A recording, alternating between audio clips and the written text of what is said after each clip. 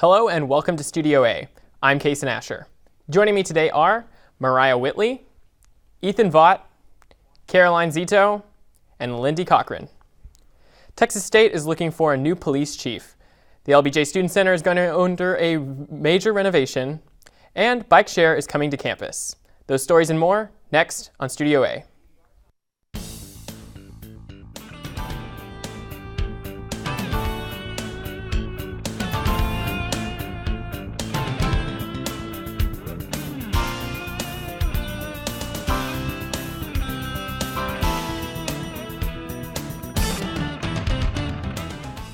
In the past 3 years, Texas State has gone through 2 police chiefs, and we're looking for another one now. Connor Champagne went to find out more. The University Police Department is facing a shortage in several different positions with the departure of the latest police chief, Jose Viñales. Viñales was only with the school for about 2 years. The chief left. A lot of people left for various reasons of their own and went to other places. Yeah, well, I like to see people stay a little longer and put a little more effort. I don't feel like the school could get their money's worth out of it if you don't stay at least 5 years.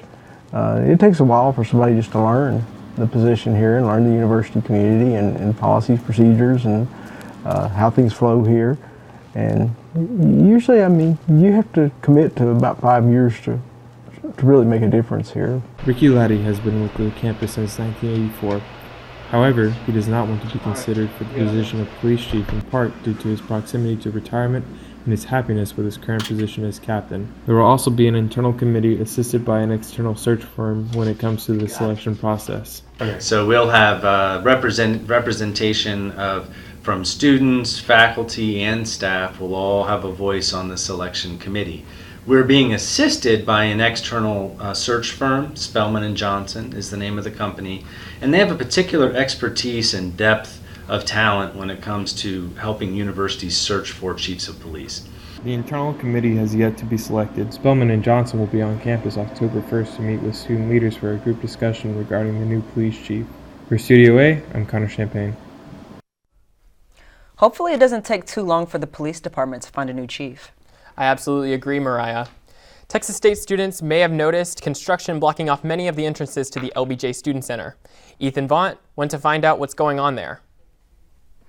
It's a pretty big renovation project, Kason, and it won't be completed for another 2 years. For many Texas State students, the construction zone behind me is just a minor inconvenience, but there's actually something really big going on. Studio A was granted exclusive access to take you behind the scenes and get the inside scoop on just what's going on with the LBJ Student Center renovation. We asked LBJ Student Center Director Jack Raymond why it was time for the iconic building to get a facelift. It was pretty clear that when the Student Center was built 20 years ago, the student enrollment was 20,000. Okay? Well, we're more than double that now. At the time this was built. So that in and of itself is a pretty good indication that maybe it's not big enough. Maybe we've outgrown it. But we quantified it further. For example, the ballroom, we turn away 20 to 30 requests a month. In addition, the meeting rooms also were experiencing the same, demand was far greater than the supply. On top of that, we took building counts and the numbers of students that are coming through this building just in the 5 years I've been here, has increased 25%. We'll see 27,000 students and visitors pass through this building. We had to go to the students and present this project to them and asking for a fee increase, and they needed to vote on it. And if we didn't have a majority, no project. They voted, the majority voted yes, so that was terrific that they recognized that that was a good thing to do. Mr. Raymond was adamant that construction will be completed no later than January of 2020. So is this expansion worth the wait? You decide. For Studio A, I'm Ethan Vaught. So Ethan, how can students find out more? Excellent question, Carolyn. Students who are interested can visit the expansion page on the LBJ Student Center website. This week has been Texas State's Innovation Week, an observance of the common experience. It's a year-long observance of one particular theme. One of the most exciting days was Thursday, where Alkek Library hosted Technology Day, looking at innovations in technology on Texas State. I went there to check it out. I'm here at Alkek Library for Technology Day, a part of Texas State's Innovation Week. Innovation Week is a way for students to learn more about innovations going on in the world of science, technology, art, and more from knowledgeable people right here on campus. I think Innovation Week is really cool because Texas State sets aside a set time to have all these professors and businesses come to promote this and kind of encourage it, which is really cool. Alkek Library joined Innovation Week with their own event, Technology Day. One of the events at Technology Day was a VR experience led by senior lecturer John Zmickley. John describes Innovation Week as a way for the university to show its students what it's doing to stay innovative. So it's a chance for us to kind of show off what we've been working on, but also for Technology Day today, which is the Alkek Library is hosting Technology Day, they are kind of hosting these different workshops and sessions focused on technology and what the library is doing to stay innovative. The VR sessions filled up quickly, with students eager to experience virtual environments and games not possible before. Smickley teaches many digitally innovative classes on campus, such as coding, AI, and of course, virtual reality. I went in and it was just like a cool experience. It was just like looking around, everything felt really real. And like now they just told me that they're gonna like renovate all of downstairs into like a virtual reality room where more sophisticated VRs and stuff. So I thought it was really cool. Students and faculty alike seem excited for future technology and its impact on Texas State. I've heard it likened to like the iPhone, to where it was kind of the first time that people were like, whoa, what's this iPhone thing? And now people are with VR headsets are like, it's kind of that wow moment. It really is a wow factor. VR is only one of many innovations Texas State is working to implement into its curriculum, but it definitely causes the most head turns. Wow, Kaysen, Technology Day sounds so interesting. What other experiences are coming up for students to look forward to? Well, today was actually the last day of the Innovation Week here at Texas State. However, the Common Experience lasts all year long, so there will be more sessions and exhibits and activities that students can participate in at their leisure. When StudioA returns, a look at the latest exhibit at the Whitliff Gallery, and some students take up the challenge of sprucing up a pretty boring space on campus. Located on Spring Lake, the Meadow Center at Texas State University strives to encourage environmental awareness through laboratory research, education, service, and stewardship. Home to 8 endangered species, Spring Lake is one of the most diverse aquatic ecosystems in the southwestern U.S. The Meadow Center promotes community involvement with the help of volunteer groups in efforts to preserve the spring's pristine quality of life. One of the Meadow Center's most unique activities is their glass-bottom boat tours, where people of all ages are given the opportunity to explore the natural beauty of Spring Lake. Passengers on board will see underwater life that includes a variety of species including fish, turtles, and dense vegetation. The Discovery Hall features interactive exhibits and a 1,000-gallon aquarium of fish found in Spring Lake. Visitors can further appreciate and learn to establish a better understanding of Spring Lake's rare ecosystem after exploring this one-of-a-kind hall. For more information, visit the Meadow Center's website and explore Spring Lake today. Every semester, the Whitliff Collections exhibits specific exhibits. Mariah Whitley took a look at one on exhibit now. Kaysen, this one spotlights authors with a Texas twist. Literary Frontiers, Historical Fiction and the Creative Imagination is one of the newest exhibits at the Whitliff Collections. The exhibit is on historical fiction, mostly written by Texas authors, and it is based on the Southwest. The books range from Texas independence, Indian wars, to 20th century novels, and many more, and it showcases the inspirations and creative processes of the authors. The great thing that you get from seeing an exhibit like this is it gives you a real behind-the-scenes look, a real intimate look at the lives of these great writers who put together these famous books, and to get insight into how they've done it. And if you're interested in history, or if you're interested in writing or the lives of writers, it just gives you unparalleled access into their lives and works. The exhibit also provides a scavenger hunt for attendees in order to explore the exhibit more in depth and interact with the material. The exhibit is open from now until December 14th of this year. For StudioA, this is Mariah Whitley. Mariah, what is your favorite part about the exhibit? For me personally, Caroline, I would say it was about the Texas battles for independence. It's all a part of our history and culture, and I think most students here at Texas State could relate to that. One of the newest features on campus has inspired the Honors College to revitalize some of the underused space here on campus, while incorporating this year's Common Experience theme of innovation. Lindy learned some more, so tell us more about it. Well, it all started with the Hammock Haven behind the 3rd floor of Lampasas, which features the Weaver, a structure to hold 8 hammocks. There's not a lot else in the patio area though, so administrators had a creative brainstorming session to get some student input. Honors College Associate Dean Peter Shearhart invited students to an innovative challenge last month to redesign the Honors patio. We were working out here over the summer and we noticed that the patios just weren't being used very well, and we thought, why don't we just host a design challenge for the students and they can come up with their own ideas, and maybe they'll come up with something that nobody had ever thought of before. Students were challenged to use design thinking to tap into their deepest creative impulses and apply them to new situations. It evokes memories of your favorite childhood classroom. Think deep, think deep. The philosophy behind it is human-centered design, shifting the focus from problem-solving to human needs.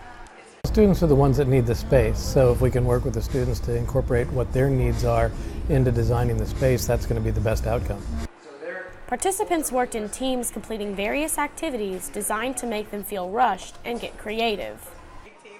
This allowed them to generate incomplete ideas to grow from, most of which included brightening up the Honors patio. I would like to see it more lively. I definitely think that we are experiencing a lot of kind of drabby kind of classroom settings constantly, and I think it's nice to be able to go out and have an open space that's just as lively and friendly as the people are here at the school. We don't yet know when renovations will be finalized and implemented, but until then, students are welcome to hang out at the Weaver and imagine the possibilities. For Studio A, I'm Lindy Cochran. So Lindy, how did the Hammock Haven come to be?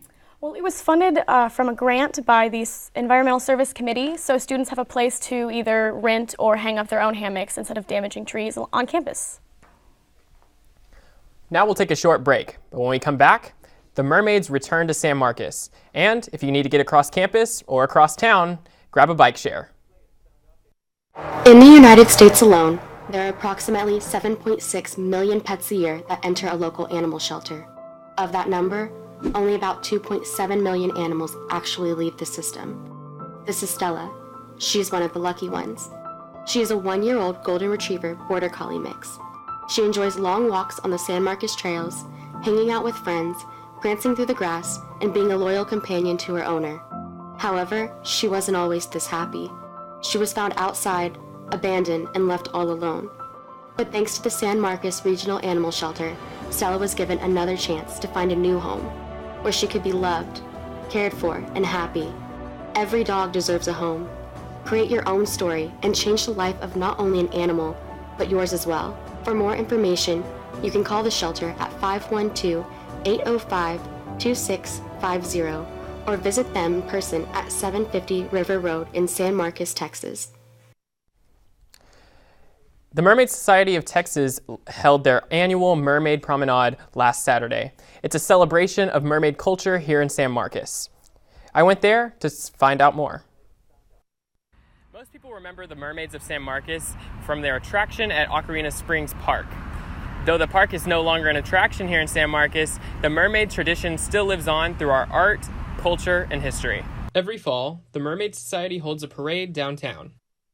People come from all over Texas to see the mermaids. Children and adults dress up for the event, and bands from the surrounding high schools come in March.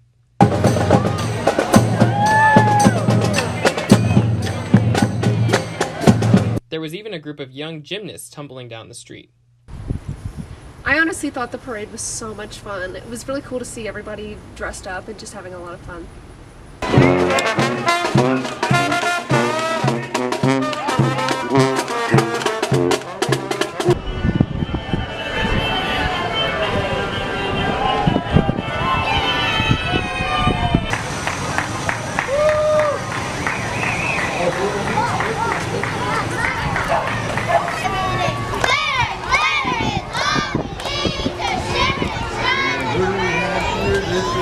In addition to the events held during the fall, there are painted mermaid statues scattered around town. I see the mermaid statues whenever I drive around town, and I think they're beautiful.